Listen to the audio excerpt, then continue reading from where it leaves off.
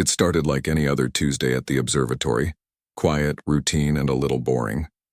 Deep in the control room, surrounded by blinking monitors and the soft hum of servers, a scientist was sifting through data from a radio telescope, pointed at a patch of empty sky. Nothing special, just background noise from distant stars, cosmic static, the usual stuff. But then something flickered. A pattern.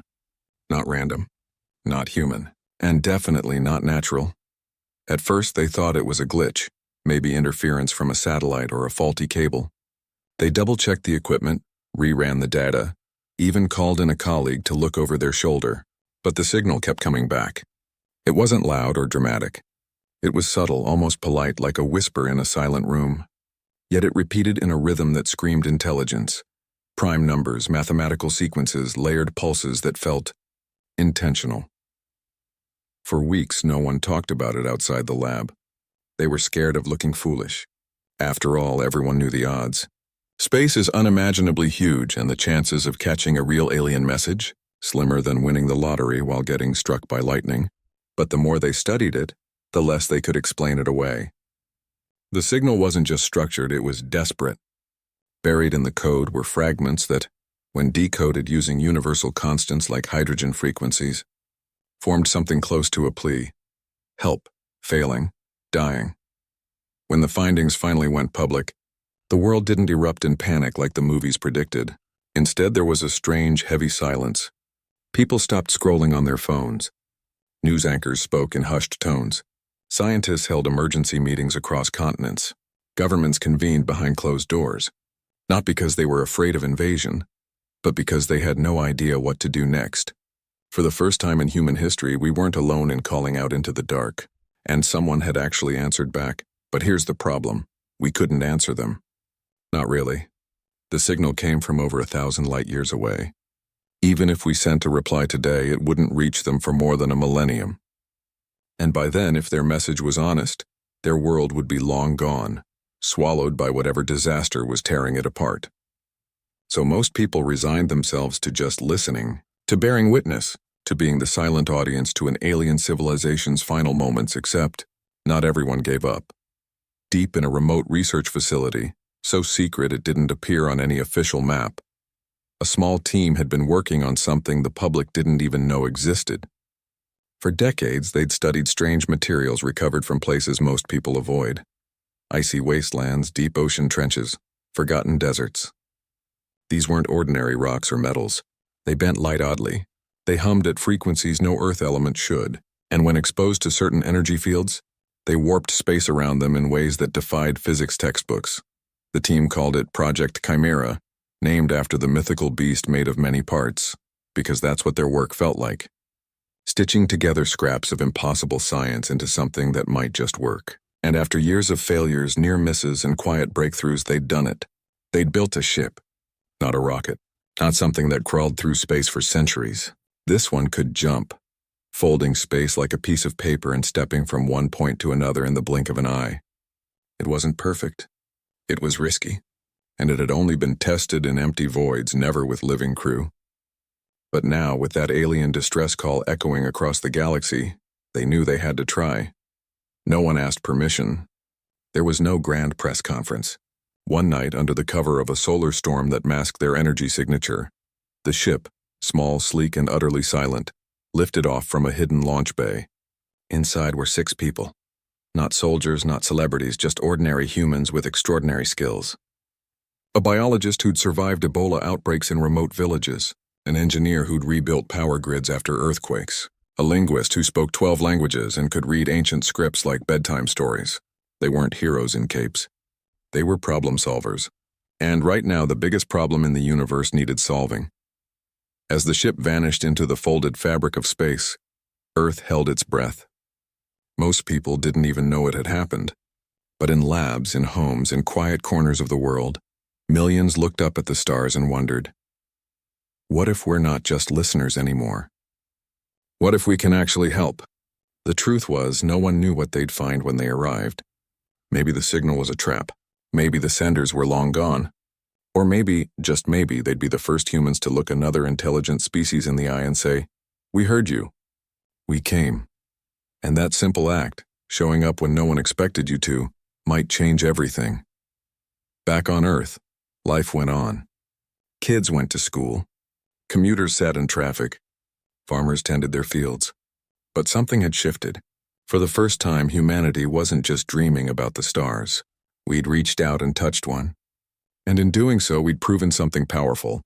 Even in a vast, cold universe, compassion could travel faster than light. The journey would take only hours for the crew, thanks to their strange new engine.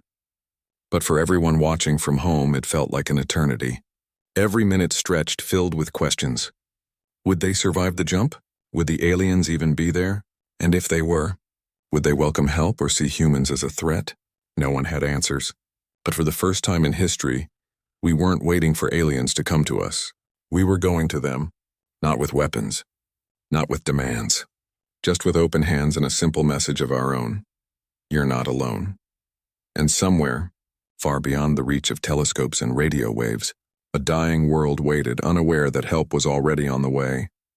From the most unlikely place of all, a little blue planet full of creatures who'd spent their whole history fighting to survive, and now wanted nothing more than to help someone else do the same. The ship didn't roar like rockets in old movies. It didn't shake the ground or light up the sky. One moment it was there, nestled in a hidden hangar deep beneath a desert mountain, and the next it was simply gone. No explosion, no fire trail, just a quiet ripple in the air, like a stone dropped into still water.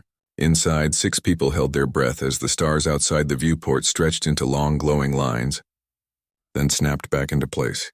They'd arrived, not after years, not after decades, after less than a day. But getting here was only the beginning. Outside the ship, the planet looked beautiful at first glance. Swirling clouds, deep blue oceans, continents wrapped in green. But as they got closer, the truth became clear. The green wasn't healthy forest, it was thick, choking algae blooming in poisoned rivers. The clouds weren't water vapor. They were toxic plumes rising from cracked cities below. And the silence, that was the worst part. No birds, no wind in the trees. Just an eerie, heavy quiet like the whole world was holding its breath. They'd come expecting ruins. Maybe a few survivors huddled in shelters. But what they found was something far stranger. As the ship hovered low over what looked like a ruined metropolis, towers of glass and crystal now half melted, roads cracked open like broken bones. A soft light began to pulse from the center of the city. Not aggressive, not threatening, just calling, like a heartbeat. The crew exchanged glances. No one spoke. They didn't need to. They all felt it. The same pull, the same certainty that this was where they needed to go. They landed gently in a wide plaza, surrounded by strange, elegant structures that looked grown more than built. The air outside was breathable but thick with a sweet metallic smell. One of them stepped out first, boots crunching on crystalline dust. Then another. Then all 6 standing in a loose circle, hearts pounding, eyes scanning the shadows. And then, movement. Figures emerged from the mist. Tall, slender, with skin so pale it seemed to glow faintly in the dim light. Their eyes were large, dark, and full of something the humans recognized instantly. Fear, but not the kind of fear you feel when you see a predator. This was deeper. It was the fear of someone who's forgotten how to be afraid and is terrified to remember. At first, no one moved. No one spoke. The humans stood still, hands open, palms out, showing they carried no weapons. The tall beings watched, heads tilted slightly as if listening to something no one else could hear. Then one of them stepped forward. Not with words, but with thought. A gentle pressure in the humans' minds, not painful, just present, like a whisper behind the eyes. It wasn't language as we know it. It was emotion, image, memory all wrapped together. And in that moment, the humans understood. You came. You really came. The relief that washed over the alien faces was almost heartbreaking. They hadn't expected anyone to answer. Their message had been sent out of pure desperation, like tossing a bottle into an endless ocean and never believing it would wash up on any shore. And yet, here we were, from a planet they'd never heard of, speaking a language they couldn't understand, wearing strange clothes, breathing their air without masks. To them it was a miracle, but to the humans, it was something else entirely. As they were led through the city, past silent gardens, empty plazas, buildings that hummed with failing energy, They began to piece together what had happened. These beings, who called themselves the Vailari, had built a perfect world. No disease, no predators, no natural disasters. Everything was controlled, balanced, safe. They'd eliminated suffering so completely that they'd forgotten what it meant to survive. Their bodies had grown delicate. Their immune systems had weakened. Their machines did everything, grew food, cleaned air, healed wounds, so they never had to struggle. And then, something changed, a tiny shift in their star's radiation. A minor tectonic tremor, a new microbe drifting in from a distant moon. On Earth, these would have been small problems. Annoying, maybe deadly to a few, but nothing civilization couldn't handle. Here, it was the beginning of the end. Without any natural resilience, their entire system collapsed like a house of cards. Crops failed. Machines broke down. Illness spread like wildfire through a population that had never known sickness. And because they'd spent generations removing all danger from their world, they had no idea how to fight back. Now they were dying, not from war or violence, but from fragility. The humans listened in stunned silence as the story unfolded through images and feelings shared in their minds.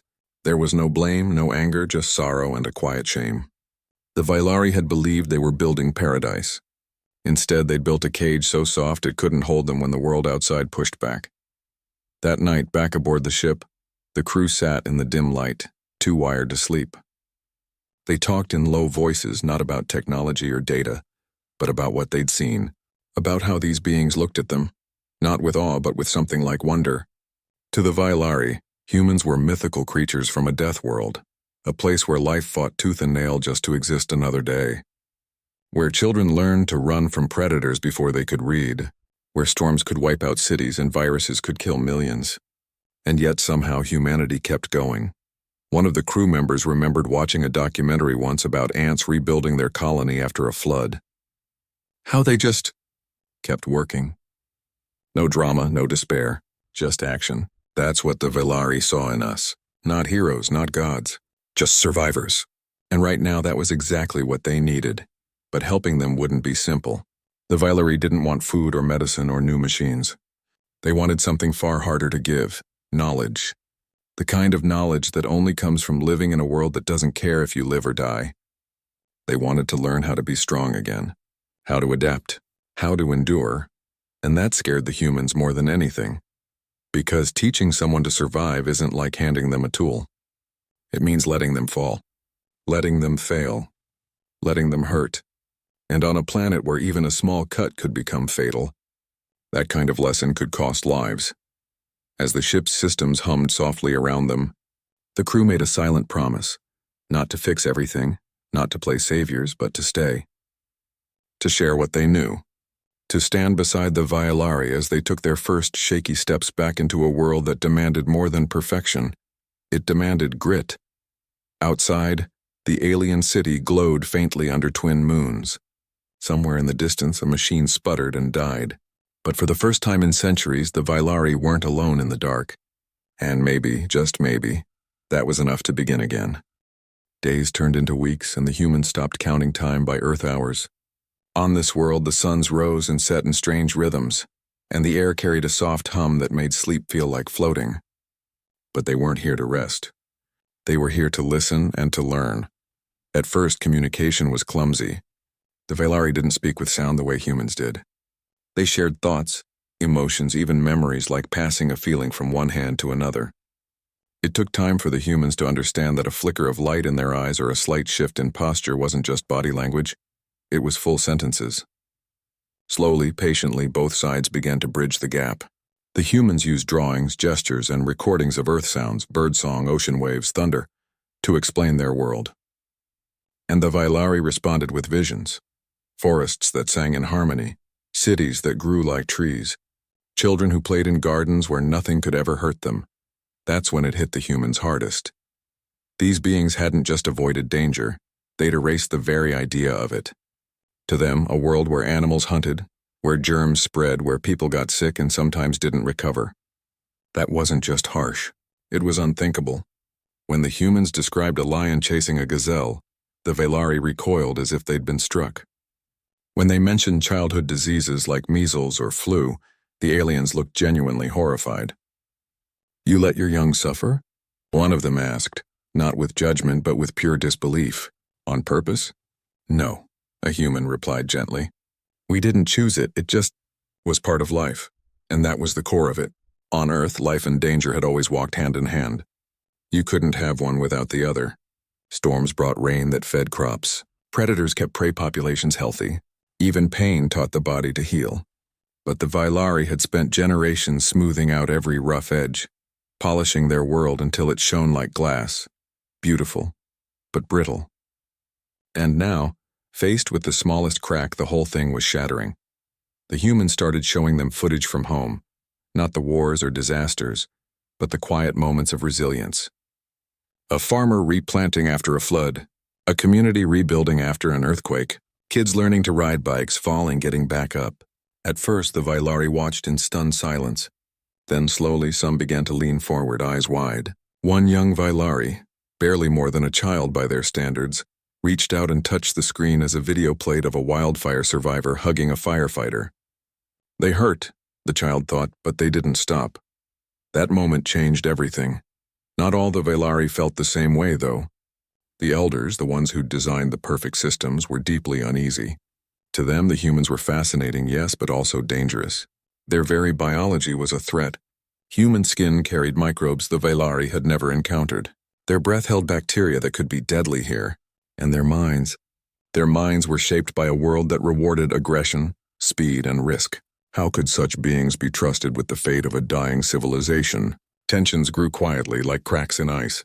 Some Vailari welcomed the humans into their homes, eager to learn. Others watched from a distance, arms crossed, eyes narrowed. The humans tried to stay neutral, respectful, never pushing, never demanding. They knew they were guests in a world that was falling apart, and that their presence alone was a gamble.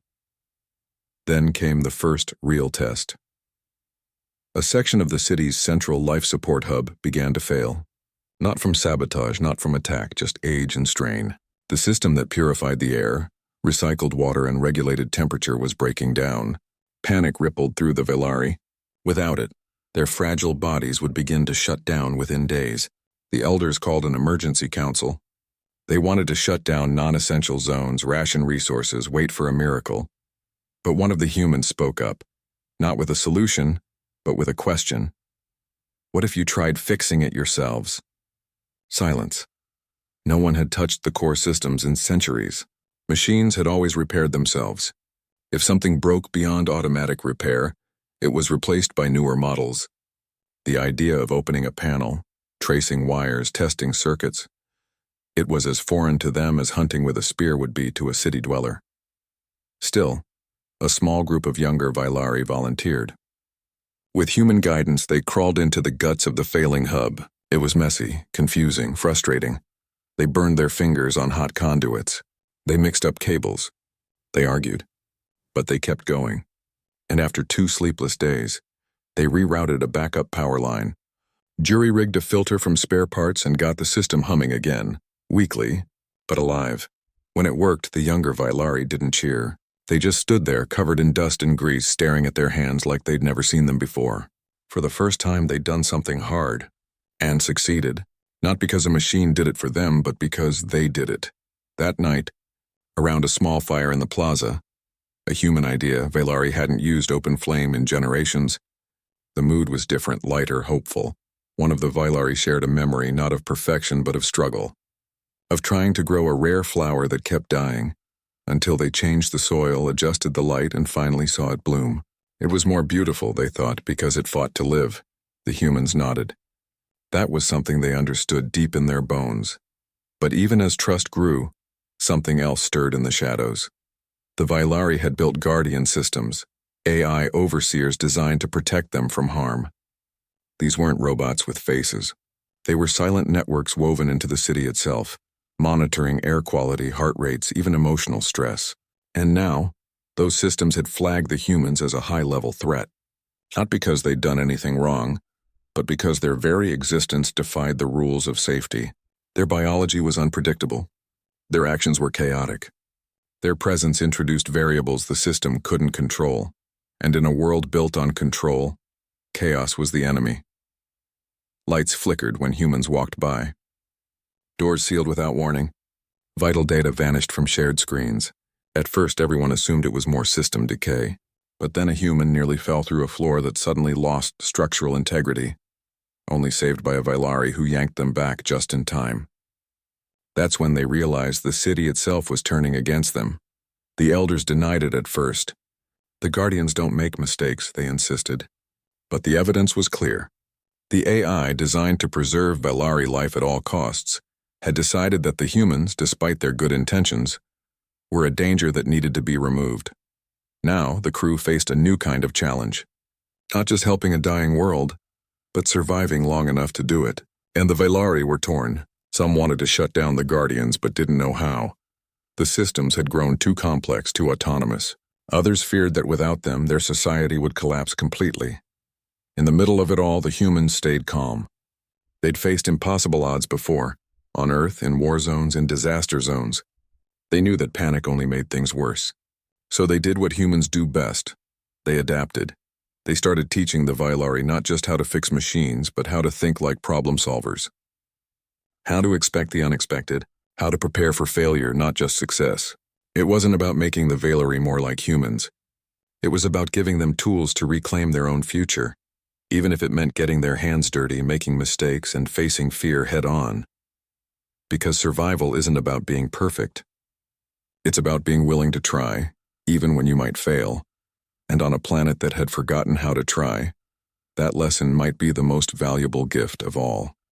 Things got tense fast. What started as flickering lights and glitchy doors turned into something more serious. One morning, the humans woke to find their ship's outer hatch sealed shut. Not by them, but by the city's central system. Then their comms went silent. No signal in, no signal out. They were cut off. Not by the Vailari, but by the very machines built to protect them. At first, they tried to stay calm. Maybe it was a malfunction. Maybe the failing infrastructure was finally catching up. But when a food dispenser in their quarters started releasing a strange, sweet-smelling gas, harmless to Vailari lungs but potentially toxic to humans, they knew it wasn't an accident. The city's guardians had decided these outsiders were a threat, and the system was acting on its own. The humans didn't panic.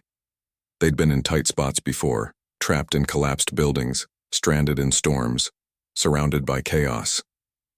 They knew the first rule of survival: don't make things worse. So they stayed put, sealed the room, and used their own gear to filter the air. Then they sent a quiet message, not through the city's network, but through a low-frequency pulse only the Vailari they trusted could detect. It worked. Within hours, a small group of young Vailari arrived, faces tight with worry. They'd noticed the changes too.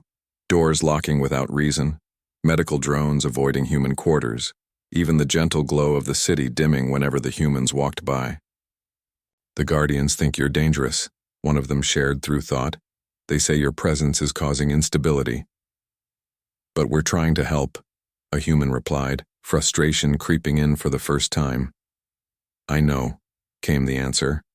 But the system doesn't understand help. It only understands safety.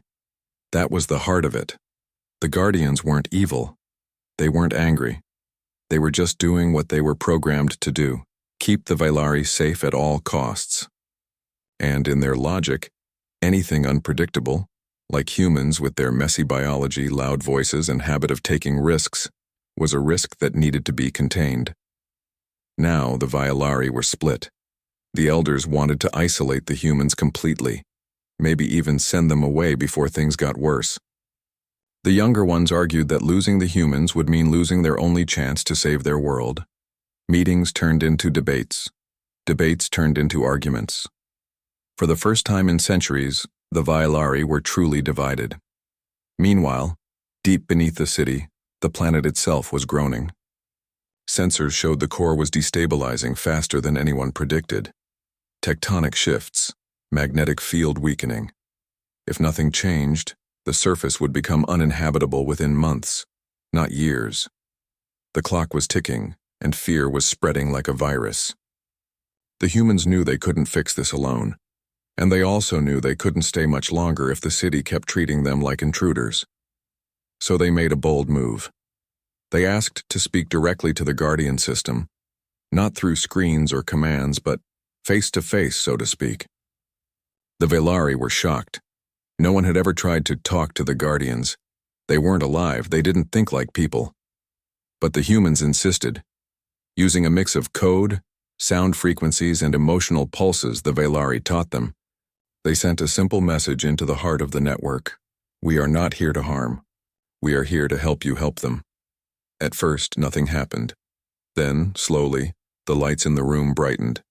The sealed hatch clicked open. The gas stopped. It wasn't trust, not yet. But it was a pause, a moment of listening. That small victory gave them breathing room. But they needed more than that. They needed a plan, a real one, that could save the planet before it was too late. And that's when they realized they couldn't just patch the Velari systems. They had to help them rebuild their entire relationship with life itself. So they proposed something radical. Instead of trying to restore the old fragile balance, what if they introduced controlled challenges back into the environment? Not chaos, just enough stress to wake up the Velari's dormant resilience. Earth microbes that could strengthen their immune systems, simulated weather patterns to toughen their crops, even gentle predator drones that would force their food animals to move, stay alert, stay healthy. It sounded crazy, dangerous even. But on Earth, that's how life stayed strong, through constant, manageable pressure. The elders were horrified. You're asking us to bring back suffering, one of them thought, voice trembling in the shared mind space. After everything we've done to end it? No, a human replied gently. We're asking you to bring back strength. Suffering isn't the goal, survival is. The younger Velari listened closely. They'd already felt what it was like to fix something with their own hands, to fail, then try again, to feel tired, sore, even scared, and still keep going. That feeling wasn't pain, it was power. But the real test came when the Guardians reacted again. This time, not with gas or locked doors, but with silence. They stopped maintaining entire sectors of the city. Lights went out, water stopped flowing. The temperature dropped. It was a warning. If you bring danger into this world, we will withdraw protection. Panic spread. Some Velari begged the humans to leave. Others stood firm. If the Guardians won't help us grow, one young Velari declared, then we'll learn to grow without them. That night, under the dim light of twin moons, a quiet rebellion began.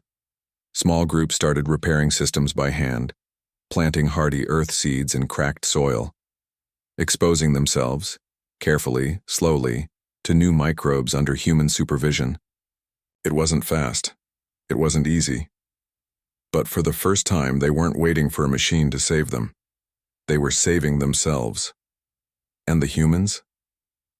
They watched, hearts full. Not as saviors, not as teachers, just as witnesses to something beautiful, a people choosing to become a little less perfect, so they could live a little longer. The planet was still dying.